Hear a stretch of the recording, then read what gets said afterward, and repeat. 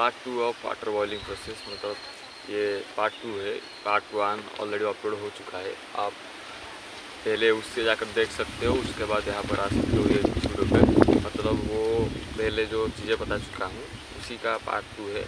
मतलब उसको बहुत सारी चीज़ें रह गया था, मतलब कुछ ये रह गया था जो मैं बताने जा रहा हूँ। मेरे बहुत लंबा हो गया था, तो मैं सोचा कि दोनों पार्ट में वीडियो डिवाइड कर दिया जाए।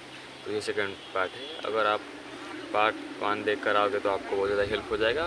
अदरवाइज मैं थोड़ा बहुत रिमाइंड कर देता हूँ, पार्ट 1 देखोगे तो बहुत ज़्यादा फ़ायदा हो जाएगा।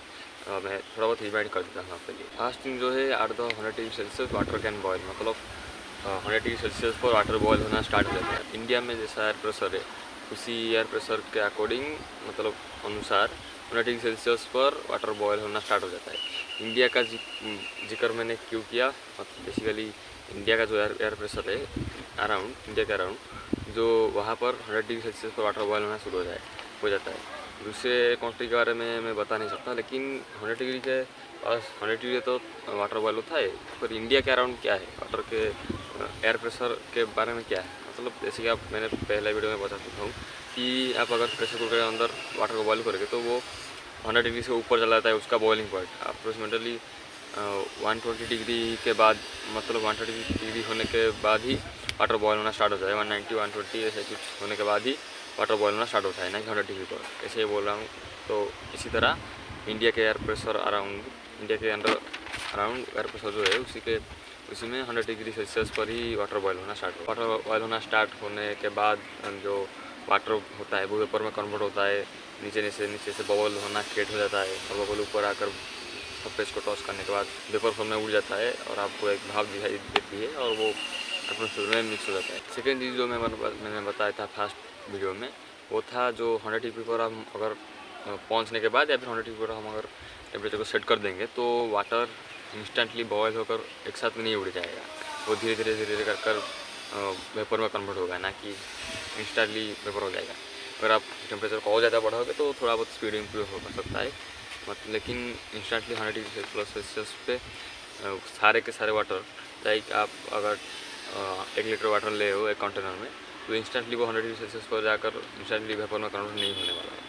आपको लग रहा होगा कि 100 डिग्री सेल्सियस पर जाने पर ग्लोबल होना स्टार्ट होता है, वेपर में कन्वर्ट होने स्टार्ट हो जाता है, तो पूरे कंटेनर का जो वाटर है वो 100 डिग्री सेल्सियस पर वेपर होने वाला है। लेकिन नहीं, ऐसा नहीं होने वाला है। वो स्लोली वेपर होने वाला है और धीरे धीरे कर वो सारे के सारे पानी वेपर में कन्वर्ट हो गया। थर्ड चीज़ आता है कि इम्पोर्टेंट डिटेल जो मैंने पहले फर्स्ट वीडियो में नहीं बता पाया था, तो इस वीडियो में बता दे रहा हूँ कि water can also evaporate even below 100 degree Celsius, मतलब 100 डिग्री सेल्सियस के मतलब पहुंचने के पहले ही वो इवेपोरेट हो सकता है।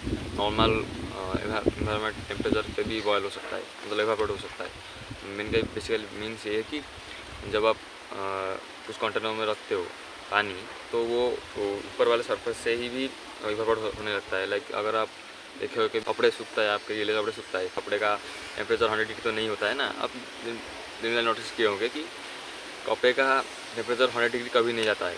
आप अगर धूप में भी रख दो तब भी 100 डिग्री नहीं जाता है, स्टिल वो इवेपोरेट होकर सारे के सारे पानी चला जाता है।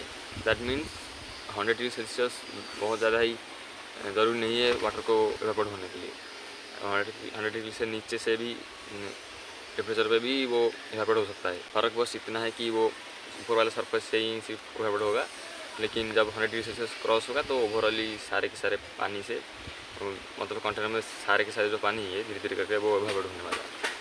मेनली जो निचले वाला पार्ट है जो कंटेनर को टच किया होगा पानी, वो पहले इवेपोरेट धीरे धीरे करके फास्टर इवेपोरेट होगा, और बाकी ऊपर सरफेस का भी पानी जो है वो फास्टर इवेपोरेट होगा, और बीच में रह जाएगा वो धीरे धीरे करके इवेपोरेट होगा। नहीं होगा नहीं, लेकिन धीरे धीरे करके इवेपोरेट होगा। मैंने पहले वाले वीडियो में बताया था कि एक सुपर हीटिंग वाला प्रोसेस है, इस पर आप पानी के टेम्परेचर, बॉइलिंग टेम्परेचर को 100 डिग्री से ऊपर ले जा सकते हो। प्रेशर कुकर के बारे में बताया था और सुपर हीटिंग के बारे में बताया था, और सुपर हीटिंग के बारे में इस वीडियो में हम बात करेंगे।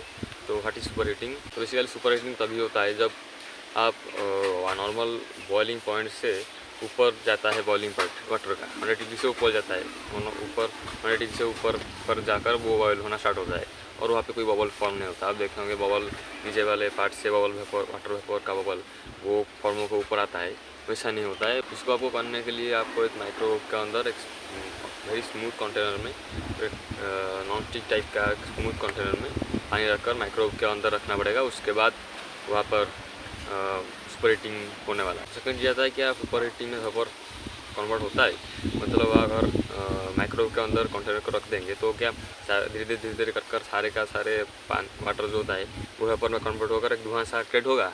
तो नहीं, ऐसा क्रिएट नहीं होगा, लेकिन वेपर स्टिल होगा, मतलब कन्वर्ट होगा तो सरफेस के ऊपर से। लाइक आप नॉर्मली अगर कंटेनर को बाहर रख देंगे धीरे धीरे करके ऊपर से जो वेपर क्रिएट होगा और एटमॉस्फेयर में मिल जाएगा, लेकिन आपको दिखाई नहीं देगा। उसी तरह करके माइक्रोवेव के अंदर भी सुपर हीटिंग के टाइम पर माइक्रोवेव के स्पेशली माइक्रोवेव के अंदर ही नहीं, सुपर हीटिंग के वक्त ऊपर सरफेस से धीरे धीरे करके छोटे मोटे वाटर पार्टिकल स्केप हो जाता है और वो वेपर में कन्वर्ट हो जाता है, लेकिन बहुत ज़्यादा अमाउंट में नहीं होता है। लाइक अगर आप नॉर्मली बाहर गैस के ऊपर रखकर कंटेनर को बॉयल करेंगे तब जैसे कि बहुत सारा वेपर ऊपर उठता है, भाप उठता है, वैसा नहीं होगा, लेकिन थोड़ा बहुत करके मतलब थोड़ा बहुत वेपर कन्वर्ट होगा, लेकिन पूरा नहीं होगा और वहाँ पे बबल क्रिएट नहीं होगा। बेसिकली वहाँ पर वेपर बबलिंग नहीं होता है, मतलब जो बबल नीचे से ऊपर आता है वो वहाँ पे नहीं होता है, तभी जो वेपराइजेशन प्रोसेस बहुत धीरे धीरे होता है और आपको नोटिस नहीं होता है, लेकिन होता है, स्टिल होता है। और ये आता है कि क्या होगा अगर आप वो कंटेनर को हिला देंगे या फिर पानी को डिस्टर्ब करेंगे किसी चीज़ से,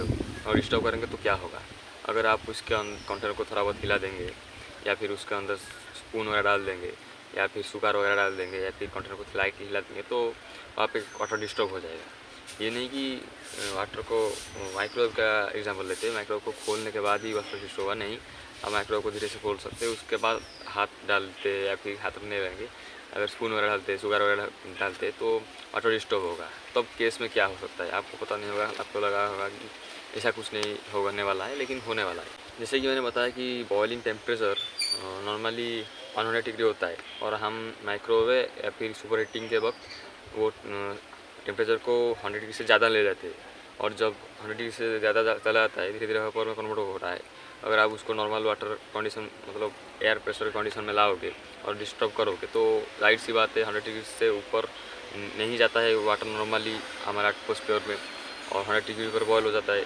और अगर आप नॉर्मली इसको डिस्टर्ब करेंगे तो वो सडनली वो बॉयल होना स्टार्ट हो जाएगा, बहुत सारे वेपर क्रिएट होना स्टार्ट हो जाएगा, क्योंकि 100 डिग्री से ऊपर है ना वो टेम्परेचर, तो सडनली वाटर वेपर क्रिएट होना स्टार्ट हो जाएगा और उसके बाद सारा बबल भी क्रिएट होगा और सडनली वो बॉइलिंग होना स्टार्ट हो जाएगा वो। और ये बहुत ज़्यादा रिस्की है, क्योंकि अगर आपने देखे होगे और जब बबल्स वगैरह क्रिएट होंगे तो पानी को ऊपर पुश करेंगे ना वो, तो वो आपके ऊपर छिटका सकते हैं, मतलब वो एक्सप्लोड कर सकता है पानी आपके ऊपर हॉट वाटर।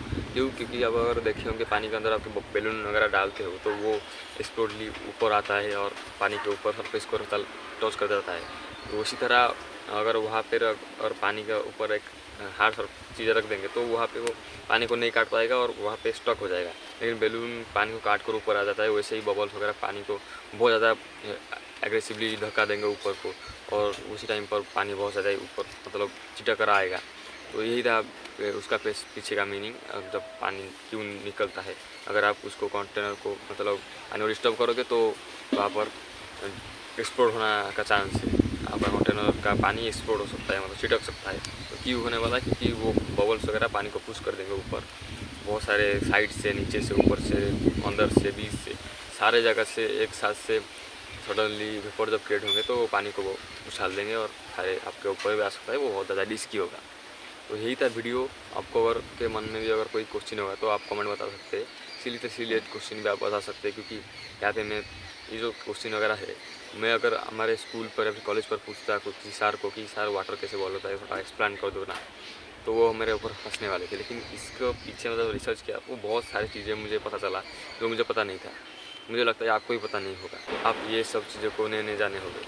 तो यही थिंग, आपको अगर कोई क्वेश्चन होगा तो इस कमेंट सेक्शन में बता देना और मैं उसका एक वीडियो जरूर लाऊंगा।